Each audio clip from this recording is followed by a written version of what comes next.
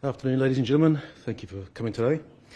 My name is Tony Auckland. I'm the county's Manukau road policing manager. Police are now in a position to release more details following yesterday's tragic crash in Ramarama, which claimed the lives of 3 people. Emergency services were called to the crash on State Highway 1 near Ramarama off-ramp at about 1:47 p.m. At this point, the crash is being investigated by the Serious Crash Unit, but what I can say is that initial indications suggest the truck travelling southbound has had a tyre blowout. This has caused the truck to crash through the barrier wires and travel onto the northbound lanes, where it's collided with a van and 2 other vehicles. The van was carrying 6 people. The 3 deceased were killed on impact, and the other 3 were transported to hospital. The 3 that died were aged 45, 37 and 32. Formal identification procedures are continuing to take place. However, we can confirm that those in the van were seasonal workers due to return home to Samoa later this week. A 21-year-old male remains in a critical condition. 2 other men aged 42 and 39 remain in hospital with moderate injuries.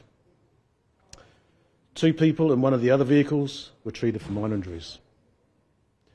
The truck driver was treated for minor injuries and has since been discharged from hospital.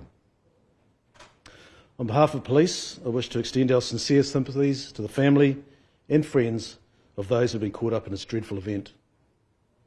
This was an horrific crash, and we're continuing to provide support for everyone affected, including our staff who attended the scene.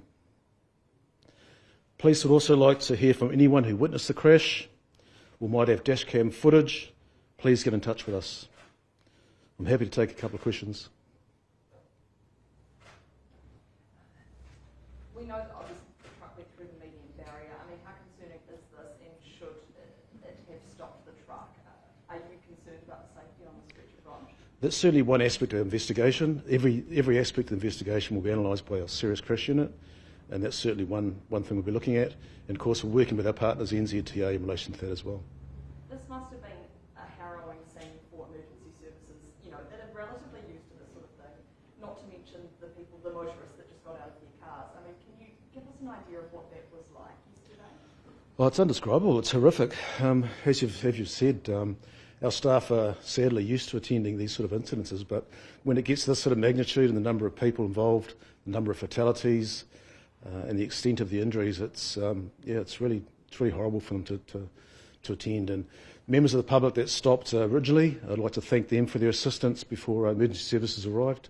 That was fantastic. Do you think a stronger barrier would have prevented? That's not something I can comment on at this point in time. It's part of the investigation, and certainly, as I said earlier, we're working with NZTA to look at that. As you said, the tyre on the truck blew out. Was there more that could have been done to stop this being such a horrific crash? That seems like an accident, but what more could have been done? Again, same principle applies. We'll be looking at everything, including the tyre and whether anything could be done prior to that. Or everything could be analysed to the nth degree, because we want to make sure that we keep people safe on the roads and we don't have these deaths occurring again. So. This comes after a triple fatality in Geraldine down south last week. That's not the news that police want to be dealing with. No, it's not. What's your message to motorists at the moment? Well, look, in all honesty, this is one of those tragic ones which is very difficult to prevent. We like to keep people safe on our roads, and that's why we all come to work every day to do that. And by doing enforcement work and keeping people safe on the roads, that's our job. But every now and again you get something like this which occurs, which is very hard to prevent, and it's just a real tragic, sad accident. Have any children been involved among the people? Is that? No, not to my knowledge. These are seasonal workers from Samoan, of course. What kind of support, police offering to the seasonal workers here as well? Sure. We've certainly got a big wraparound with everyone involved in this dreadful incident, including our Māori Pacifica Ethnic Services.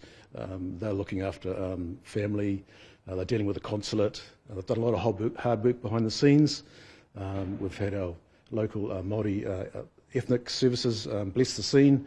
So we're doing everything we can to wrap around people to keep them safe and to provide that sort of level of comfort that one can in this really serious incident.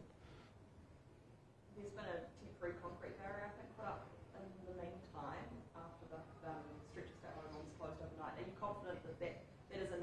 time being. People are still going fast down that road, and this was a tragic accident, but, you know, you don't want there to be another one.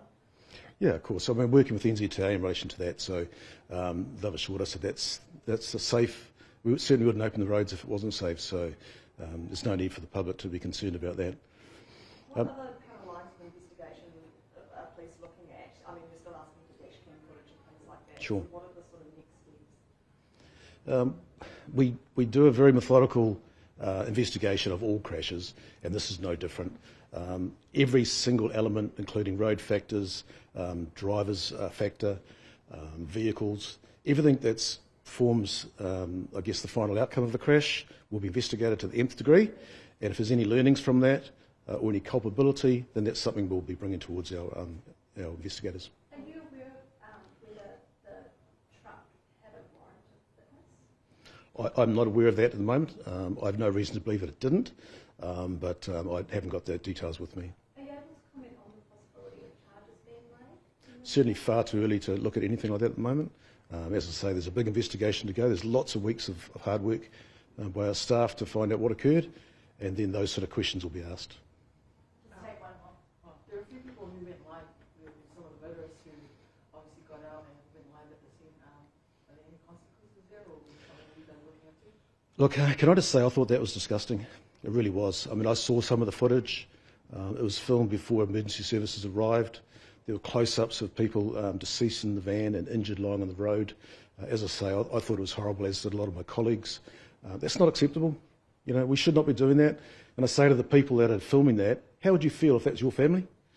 If it was your family in that vehicle and someone, a relative, saw them at the scene deceased, how would you feel? So please refrain from doing that. We had a small element that turned up that were fantastic and offered assistance.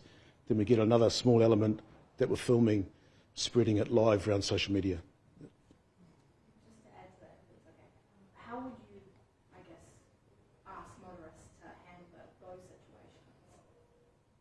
Those situations when it comes to that, because obviously a lot got out with their video cameras and it's disturbing. How would you recommend they go about it? Don't do it. You know, it's no one else's business. There's all these people there that are dying or have died. We need to look after them and wrap around them and focus on them, not filming it to the world to see on social media. That's not what we're about. As I say, there were other people that stopped, helped, did a tremendous work, did their best to assist those that were involved in the crash. The other ones that should be applauded. The ones that stood there filming, nah, they shouldn't be. Thank you, Brian. Thank you.